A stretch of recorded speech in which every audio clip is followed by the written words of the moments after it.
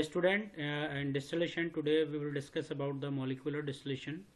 So we try to understand what is the molecular distillation, what is their principle, theory and types of the molecular distillation.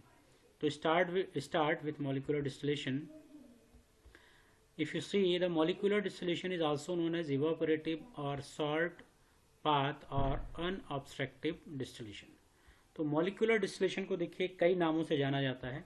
एक तो इसको हम लोग कहते हैं इवापोरेटिव या फिर सॉल्ट पाथ या अनऑब्स्ट्रक्टिव डिस्टिलेशन. ऐसे तीन नाम है मॉलिक्यूलर डिस्टिलेशन के: evaporative distillation, short path distillation and unobstructive distillation. कहा गया in molecular distillation each molecule in vapour phase travels mean free path and get condensed individually without intermolecular collision and application of the vacuum.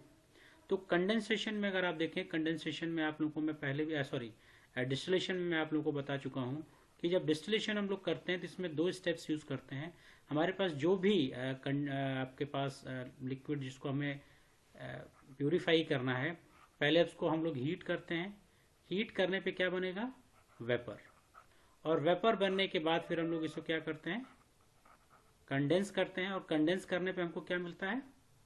Liquid, जिसको हम लोग distillate कहते हैं. ठीक है, तो ये दो स्टेप्स यूज करते हैं हम लोग. मीन्स जो वेपर्स बन रहा है उसको हम लोग कहते हैं वेपोराइजेशन, और जो कंडेंसेशन होता है उसको हम लोग कहते हैं कंडेंसेशन. तो यानी वेपोराइजेशन और कंडेंसेशन दो स्टेप्स हम लोग यूज करते हैं. तो मॉलिक्यूलर डिस्टिलेशन में कहा गया कि मॉलिक्यूल इन वेपर फेज, यानी अगर हमने ये सिस्टम लिया है और यहाँ हम इसको हीट प्रोवाइड कर रहे हैं अगर, तो यहाँ पे जो सिस्टम है इस तरह से क्या बनेगा? वेपर्स बनाएगा. यही वेपर है हमारा. Vapour phase travel mean free path. अब ये ट्रेवल का मतलब क्या है कि जब यहाँ से आपने हीट प्रोवाइड किया तो ये वेपर फेज क्या ट्रेवल करेगा. ट्रेवल किया, इसी को हम लोग कह रहे हैं मीन फ्री पाथ. आगे भी इसको बारे में डिस्कस करेंगे. Get condense individually without intermolecular collision. ये इंडिविजुअली कंडेंस हो रहे हैं, एक एक आपका वेपर फेज मॉलिक्यूल कंडेंस हो रहा है और आपस में कोई इनका इंटरमोलिकुलर कोलिजन नहीं हो रहा है. और साथ में हम लोग अप्लाई करते हैं वैक्यूम. तो वैक्यूम के लिए कई बार मैं बता चुका हूं कि जो बॉइलिंग पॉइंट है हमारा, वो हमारा डायरेक्टली डिपेंड करता है एटमॉस्फेरिक प्रेशर पे.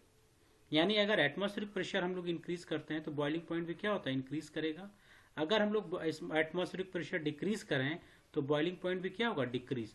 तो वैक्यूम अप्लाई करके हम लोग क्या करते हैं? किसी भी लिक्विड की बॉइलिंग पॉइंट को डिक्रीज करते हैं. सॉल्ट पाथ किस लिए कहा गया कि अगर ये देखिए सिंपल डिस्टिलेशन है, सिंपल डिस्टिलेशन है ये.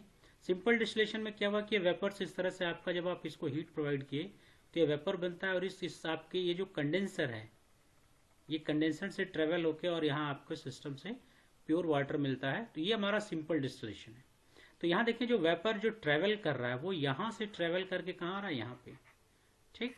लेकिन अगर आप इस सिस्टम में देखें, फॉलिंग फिल्म मॉलिक्यूलर स्टिल है, यहाँ पे देखें तो अगर आप देखें ये कंडेंसर है हमारा. ठीक है, कंडेंसर है. और यहाँ से जो फीड हम लोग अप्लाई कर रहे हैं तो फीड और कंडेंसर के बीच का अगर डिस्टेंस देखें तो बहुत कम है. तो इसीलिए इसको कहा गया सॉल्ट पाथ. सबसे कम पाथ इसे ट्रेवल करेगा, ज्यादा पाथ ट्रेवल नहीं करेगा. और अनऑब्स्ट्रक्टिव, कोई ऑब्स्ट्रक्शन यहाँ पे नहीं आ रहा है. डायरेक्ट हमारा जो फीड है तुरंत इवापोरेट होकर कहाँ आ रहा है? कंडेंसर के पास. ठीक है, इसलिए इसको हम लोग कहते हैं सॉल्ट पाथ और अनऑब्स्ट्रक्टिव डिस्टिलेशन. ठीक है, देखिए it is modified simple distillation. Simple distillation का मॉडिफिकेशन है. अगर ये प्रिंसिपल देखा जाए तो क्या है? प्रिंसिपल देखा जाए तो कुछ चीजें यहाँ पे लिखी जा रही हैं. पहला लिखा गया हाई मॉलिक्यूलर सब्सटेंस, ऑयल है, ग्रीस है, वैक्स है, boil at very high temperature. ठीक है, तो ये सारे जो भी आपके सब्सटेंस यहाँ पे मेंशन किए गए हैं, इसका बॉइलिंग पॉइंट ज्यादा है. ठीक है, तो हाई मॉलिक्यूलर सब्सटेंस है lower vapour pressure. Vapour pressure lower है तभी बॉइलिंग पॉइंट क्या है? ज्यादा है. जिस भी सब्सटेंस का वेपर प्रेशर ज्यादा होता है उसका बॉइलिंग पॉइंट कम होता है. यानी बॉइलिंग पॉइंट आपके दिमाग में रखना कि बॉइलिंग पॉइंट डायरेक्टली प्रोपोर्शनल होता है एटमॉस्फेरिक प्रेशर के, और बॉइलिंग पॉइंट इनवर्सली प्रोपोर्शनल होता है हमारा वेपर प्रेशर के. वेपर प्रेशर बढ़ाएंगे तो बॉइलिंग पॉइंट कम होगा, वेपर प्रेशर कम होगा तो बॉइलिंग पॉइंट ज्यादा होगा.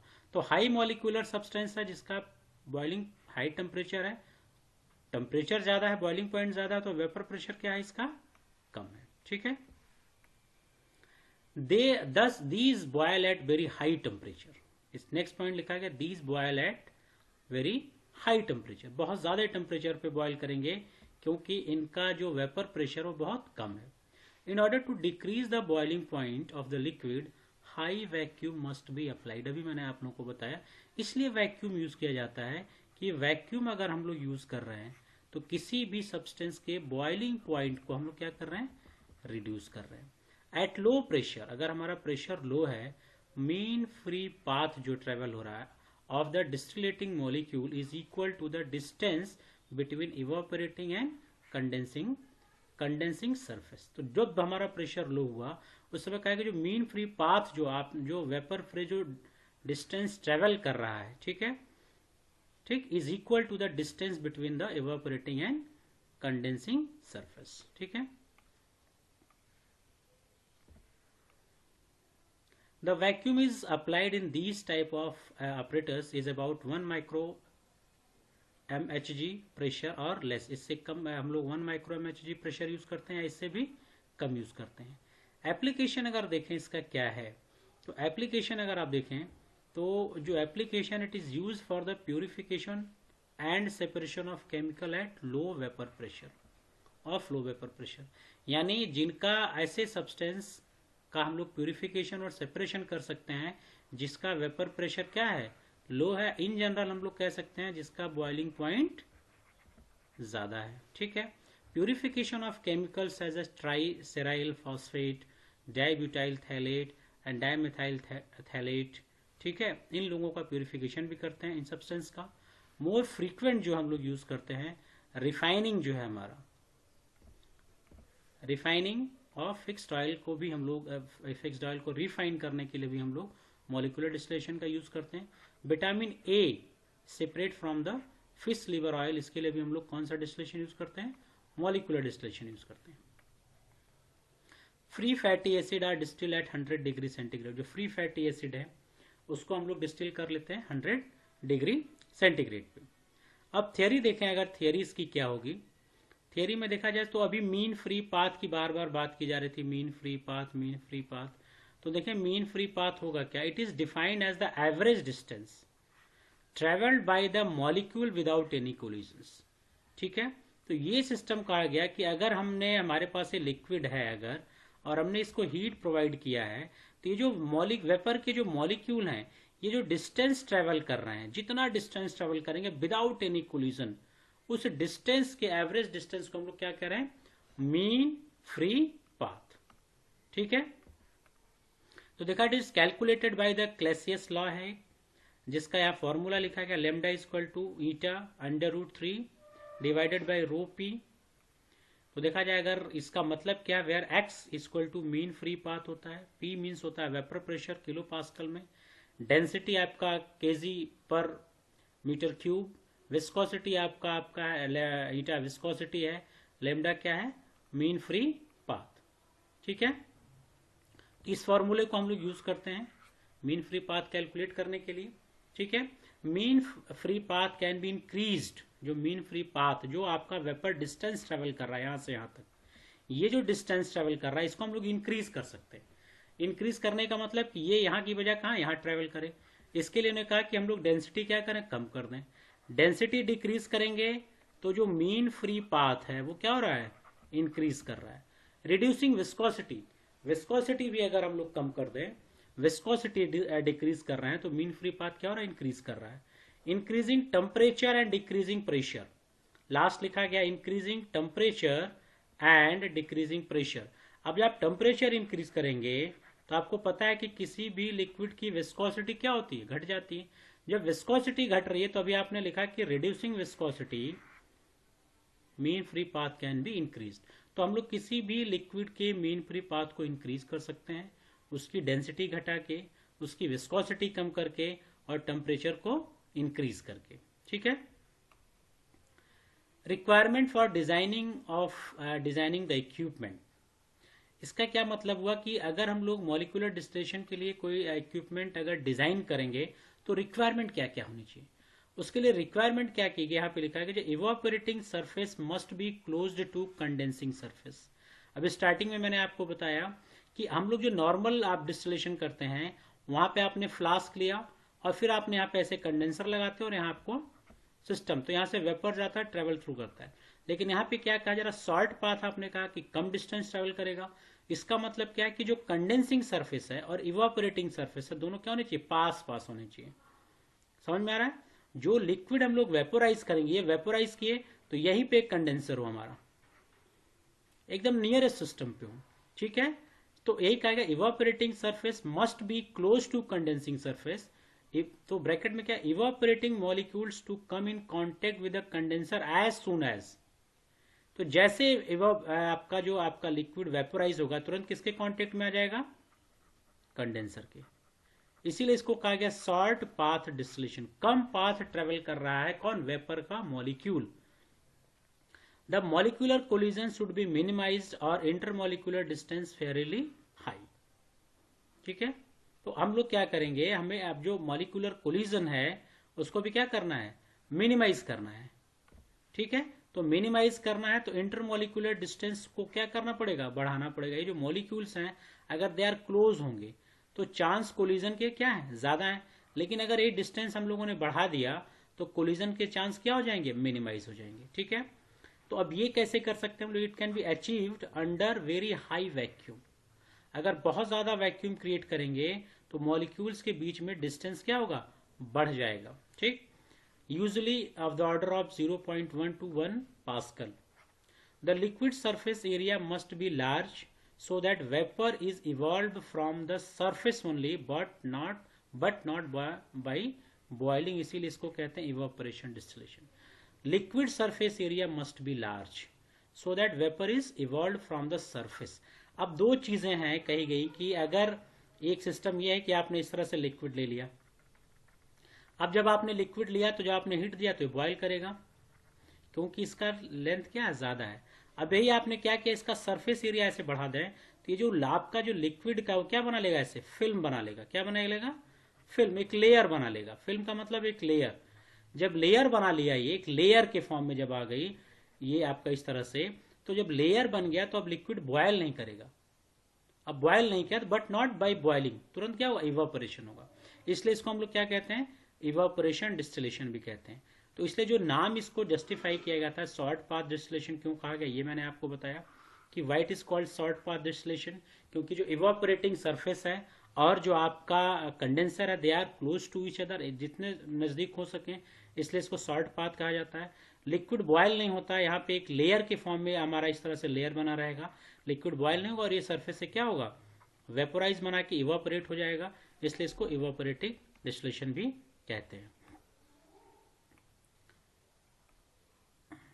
अब देखा जाए कैरेक्टरिस्टिक क्या होना चाहिए, किन किन सिस्टम को हम लोग मॉलिक्यूलर डिस्टिलेशन के लिए यूज कर सकते हैं। Molecules having molecular weight within the range of 3 to 1100 dalton can be distilled by this method.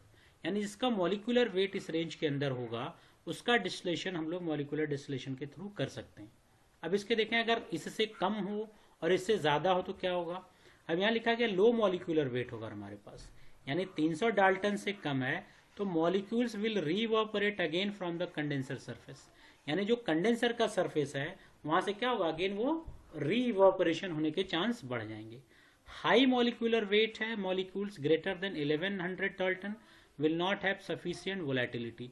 Means अगर आपके पास जो लिक्विड है उसके मॉलिक्यूल्स में वोलेटिलिटी का मतलब क्या, वो वेपर्स का भी फॉर्मेशन करे। अगर वो वेपर्स का फॉर्मेशन नहीं कर रहा है तो फिर डिस्टिलेशन करना क्या होगा, यूजलेस हो जाएगा, ठीक है। अब इक्विपमेंट्स देखा जाए, दो तरह के इक्विपमेंट्स हम लोग अब यूज करेंगे, 2 टाइप्स हैं। पहला फॉलिंग फिल्म मॉलिक्यूलर स्टील और सेंट्रीफ्यूगल मॉलिक्यूलर स्टील। तो दोनों के बारे में 1 by 1 हम लोग डिस्कस करेंगे।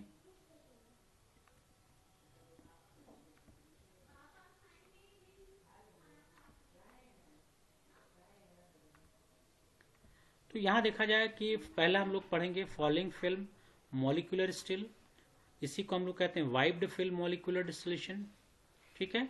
इसको वाइप भी कहते हैं क्योंकि इसमें वाइपर यूज किया जाता है।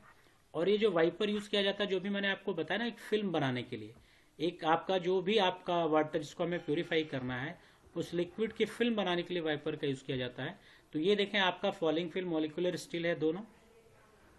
यहाँ पे देखें ये बाहर जो है ये आपका लगा हीटिंग जैकेट, जिसमें हम लोग स्टीम ट्रेवल करेंगे, ठीक है, जिससे हमारा क्या होगा, लिक्विड हमारा वेपोराइज्ड होगा। और उसके बाद देखें यहाँ से हम लोग फीड इनलेट दे रहे हैं, ठीक है। वैक्यूम हम लोग को यूज करना है, तो यहाँ पे वैक्यूम यूज किया गया है, ठीक है। रेसिड्यू हमारा इसके थ्रू यहाँ से बाहर निकल के आएगा, प्रोडक्ट हमको इसके थ्रू मिलेगा। और ये PTFE वाइपर है जो हमारे लिक्विड को फिल्म के फॉर्म में कन्वर्ट करेगा, ठीक है। तो ये फॉलिंग फिल्म है और ये हमारा जो है कंडेंसर है। देखें तो अब ये देखें कंडेंसर, तो यहाँ देखें जो इवापोरेटिंग सरफेस है ये जो इवापोरेटिंग सरफेस है, सरफेस से आपका जो वेपोराइजेशन हो रहा है उससे कंडेंसर कितना क्या है, पास है। तो यहाँ पे आपका कूलिंग होगा। ये सिस्टम से अगर आप देखें यहाँ पे, ये देखें इसी तरह से यहाँ पे भी इसको इसी तरह से रिप्रेजेंट किया गया है। ये जो हमारा 1 जो है रास्ता ये फीड का है, 2 हमारा डिस्टिलेट मिल रहा है, 3 रेसिड्यू मिल रहा है हमको, यहाँ से रेसिड्यू मिल रहा है, 4 ये हमारा इनलेट आउटलेट स्टीम जैकेट जो कंडेंसर की तरह, कूलिंग, और लास्ट में हम लोगों ने वैक्यूम अप्लाई किया। और ये वाइपर होते हैं जो क्या इस तरह से रोटेट करते रहते हैं। तो वेसल्स जो कहा गया, vessels diameter is 1 metre and walls are heated suitably by heating jacket, यानी वेसल्स का डायमीटर 1 मीटर के लमसम, और इसको सुटेबली हम लोग क्या करते हैं, हीटिंग जैकेट दिए हैं। Vacuum pump are connected by large diameter of pipe, हम लोगों ने वैक्यूम पंप भी कनेक्ट किया इसके थ्रू। Wipers are provided adjacent to the vessels wall, wiper हम लोगों ने एक दिया है, जो अभी वाइपर के बारे में बताइए, वाइपर है जो आपका, wipers are provided adjacent to the vessels wall. Wiper are connected to rotating head through the rotor, जो वाइपर है वो कनेक्टेड होता है रोटिंग, वाइपर समझ रहे हैं, वो गाड़ियों देखें, गाड़ी जो होता है उसके जो आगे जो 4 व्हीलर अगर आप देखें तो जो ग्लास होता है इस तरह से, इसका क्या होता है, वाइपर। वाइपर का काम क्या होता है, जब बारिश होती है जो फिल्म होती है उसको क्या करता है, रिमूव करता है, ठीक है। तो यहाँ पे भी wiper are connected to the rotating head rotor, rotor से साथ कनेक्ट होगा।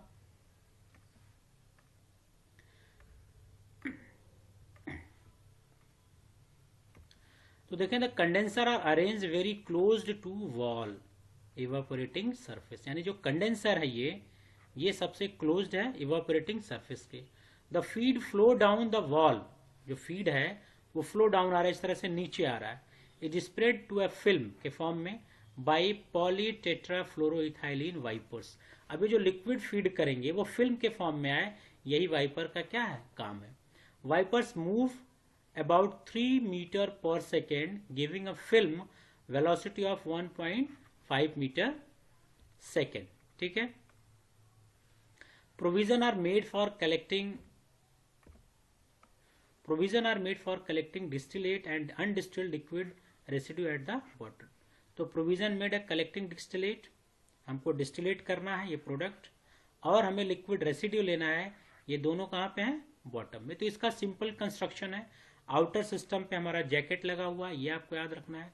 ये हमारा हीटिंग सरफेस है जहाँ हमारा लिक्विड हीटअप हो रहा है। ये कंडेंसर कनेक्ट किया गया है जिसके थ्रू हमारा लिक्विड क्या होगा, कंडेंस होगा, और कंडेंस होने के बाद यहाँ देखें इस तरह से कंडेंस होकर यहाँ पे आएगा, और ये इंटरकनेक्टेड, और यहाँ से आपको क्या मिलेगा, कंडेंसेट। अब बाकी जो लिक्विड जो रेसिड्यू बचेगा वो रेसिड्यू आपका यहाँ पे आएगा, और इसके थ्रू कलेक्ट होकर रेसिड्यू क्या होगा, यहाँ पे बाहर निकल आएगा, ठीक है। फीड हम लोग अपर साइड से दे रहे हैं, इसलिए एक फिल्म बनाएगा, इसलिए इसका नाम फॉलिंग फिल्म है। फॉलिंग फिल्म क्यों कहा गया, कि जब आप फीड ऊपर से देंगे तो फिल्म क्या होगा, फॉल करेगा, लिक्विड फॉल करेगा तो फिल्म बनाएगा, इसलिए इसका नाम ही है फॉलिंग फिल्म, मॉलिक्यूलर स्टील, ठीक है। वाइपर का काम है फिल्म जो फीड लिक्विड आ रहा है उसको एज अ फिल्म क्रिएट करना।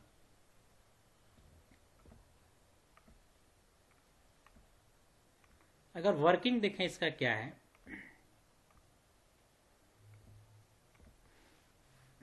Working, the vessels are heated by suitable means, यानी ये जो सिस्टम था हमने यहां से क्या पास कर दिया, steam.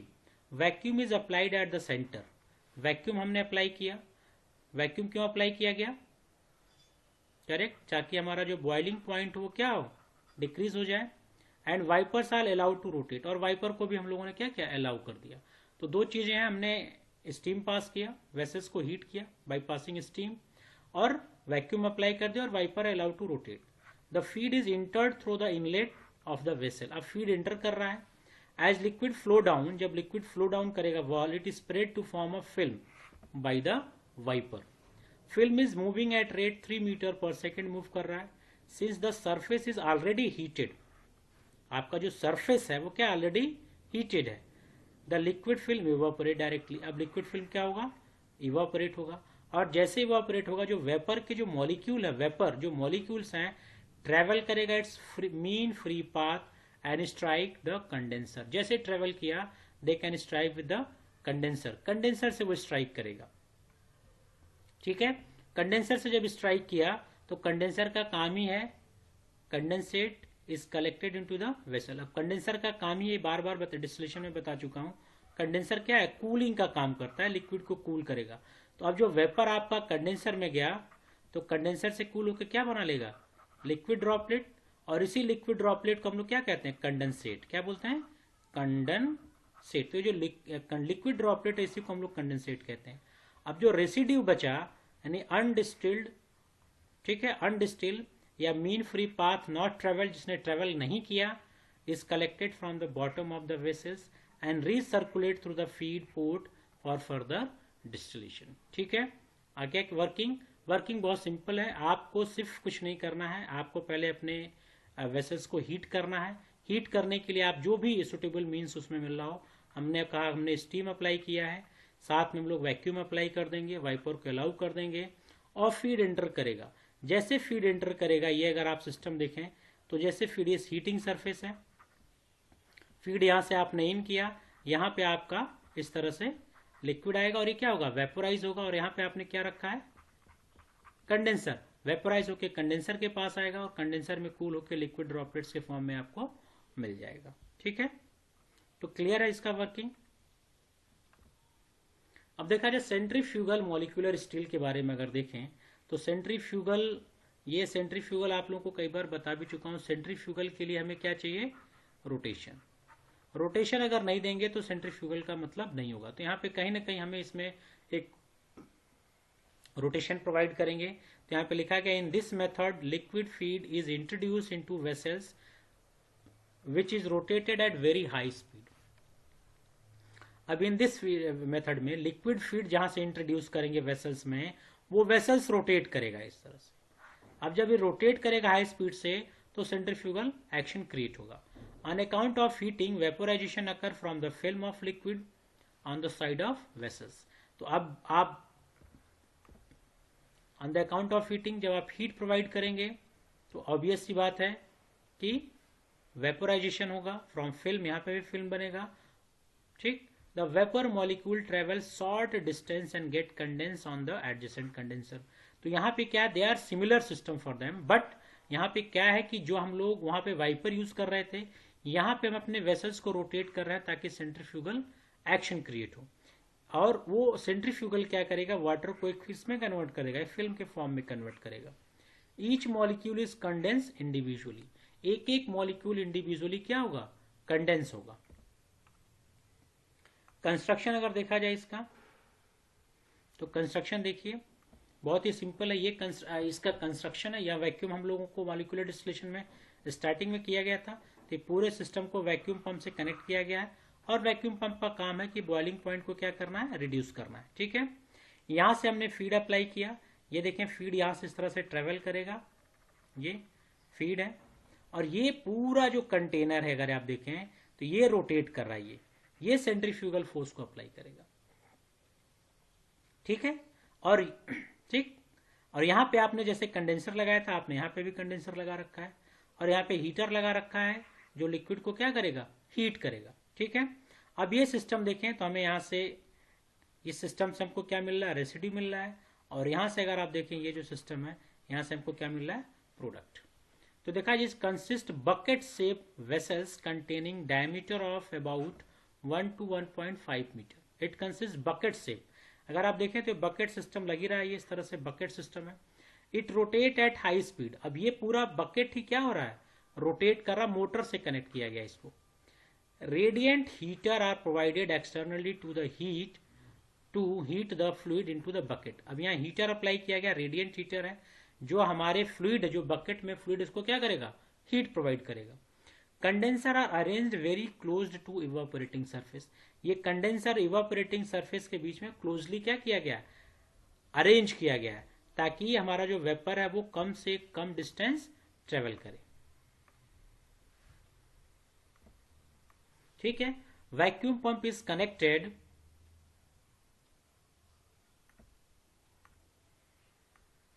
Vacuum pump is connected to the entire vessels at the top. ये पूरा वैक्यूम पंप कनेक्ट किया गया इंटायर वेसल्स को। Provision are made for introducing the feed, feed के लिए प्रोविजन है। ठीक। Provision are made for receiving the product and residue, product के लिए है, रेसिड्यू फॉर रेसिड्यू के लिए रिसर्कुलेशन के लिए भी होता है। ठीक है।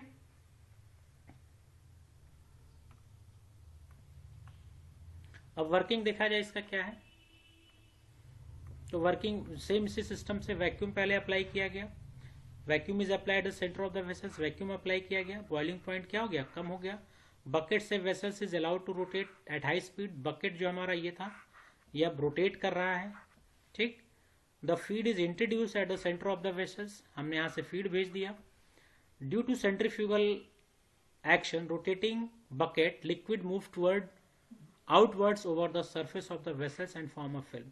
अब देखो ये चीज जो आपको जो अब आप इसको रोटेट करेंगे तो यहाँ पे जो भी लिक्विड आएगा वो हाई स्पीड से जब रोटेट करेगा तो लिक्विड कहाँ जाएगा, इस तरह से आपको। ठीक है। तो ये कई बार मैंने बताया कि जब सेंट्रीफ्यूगल फोर्स अप्लाई करते हैं तो जो भी चीजें हैं वो अवे फ्रॉम सेंटर जाती हैं, तो आपका जो लिक्विड है फीड वो अवे फ्रॉम सेंटर जाएगा।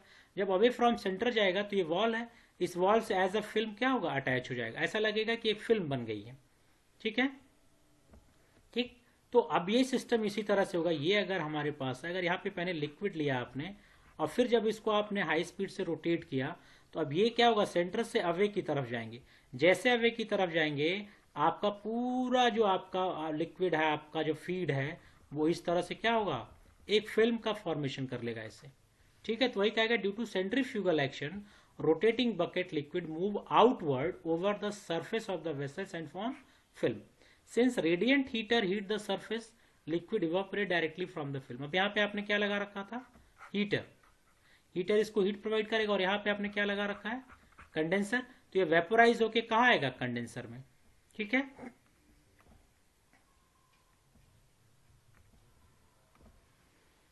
The vapour molecule travel it's mean free path and strike the condenser. वही चीज है कि जो वेपर है वो मीन फ्री पाथ ट्रेवल करेगा और आपके कंडेंसर से स्ट्राइक करेगा। The condensate is collected into another vessels. The residue is collected from the bottom of vessels and recirculate through the feed port for the further distillation। ठीक है। Working clear है आपको। Vacuum apply करना है आपको, bucket को rotate करना, feed introduce करेंगे। ये सिर्फ चीज आपको याद रखना है कि ये जो लिक्विड आपने फीड दिया है, जैसे आप इसको रोटेशन प्रोवाइड करेंगे ड्यू टू सेंट्रीफ्यूगल फोर्स, ये जो आपके लिक्विड का जो फीड है वो आपके वॉल से ऐसे आके क्या होगा, जैसे लगेगा they are making a film. और ये सिर्फ इसलिए हो रहा है ड्यू टू सेंट्रीफ्यूगल फोर्स, क्योंकि पता है कि हमारा जब फोर्स क्रिएट होगा तो हर चीज सेंटर से क्या होगी, बाहर जाना चाहेगी। और यहाँ पे जो आपका हीटर लगा हुआ है, ये हीटर आपने हीट इसको प्रोवाइड किया, और जैसे हीट प्रोवाइड किया ये वेपोराइज होगा इस तरह से, और यहाँ पे जो आपने कंडेंसर लगा रखा है उस कंडेंसर में जाके क्या होगा, कंडेंस हो जाएगा। ठीक है। और आपको कंडेंसेट आपको मिल जाएगा, और जो आपके रेसिड्यू बचे हैं उसको फिर हम लोग क्या कर सकते हैं, रीसर्कुलेट कर देंगे फॉर फर्दर कंडेंसेशन के लिए। तो ये आपका मॉलिक्यूलर डिस्टिलेशन के बारे में था, detail about the molecular distillation.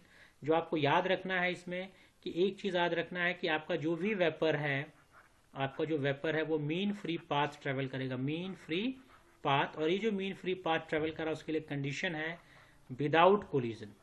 क्या होना चाहिए, विदाउट कोलिजन, यानी इसमें आपस में टकराना नहीं चाहिए, और फिर इसको कंडेंस कर लेना है। ठीक है। मीन फ्री पाथ, ये सिस्टम आपको याद रखना है। और इसको सॉल्ट क्यों कहा गया ये भी मैंने बताया। सॉल्ट इसलिए कहा गया है क्योंकि जो इवापोरेटिंग सरफेस है, इवापोरेटिंग सरफेस और जो कंडेंसिंग सरफेस है ये एक दूसरे के बहुत नजदीक होते हैं, इसलिए इसको हम लोग कहते हैं सॉल्ट पाथ डिस्टिलेशन। तो दो तरह के मॉलिक्यूलर डिस्टिलेशन में है, आपने फॉलिंग फिल्म देखा और सेंट्रीफ्यूगल। फॉलिंग फिल्म में आपने देखा कि हमने फीड को अपर साइड से दिया था, तो ऐसा लग रहा था कि फॉलिंग फिल्म, एक फिल्म गिर रही है वाटर की लेकर इस तरह से, जिससे इसको फॉलिंग फिल्म कहा गया। और सेंट्रीफ्यूगल में आपने देखा कि हमने बकेट यूज किया था, बकेट जैसा कंडेंसर था, और इसको हम लोग रोटेट कर रहे थे, तो जो लिक्विड है वो यहाँ इस तरह से आपके एक लेयर का फॉर्मेशन कर ले रहा है। और फिर दोनों कंडीशन में यहाँ पे भी आपने हीट प्रोवाइड किया और यहाँ पे भी आपने हीट प्रोवाइड किया। जैसे हीट प्रोवाइड किया ये लिक्विड मॉलिक्यूल्स वेपर्स में कन्वर्ट होगा और ये आपने यहाँ पे कंडेंसर लगा रखा है और ये कंडेंसर में जाके क्या हो जाएंगे, कंडेंस हो जाएंगे। ठीक है, तो this is all about the molecular distillation. अगर कोई भी प्रॉब्लम है, क्वेरीज हो, तो आप मुझे कमेंट बॉक्स में लिख सकते हैं। Thank you.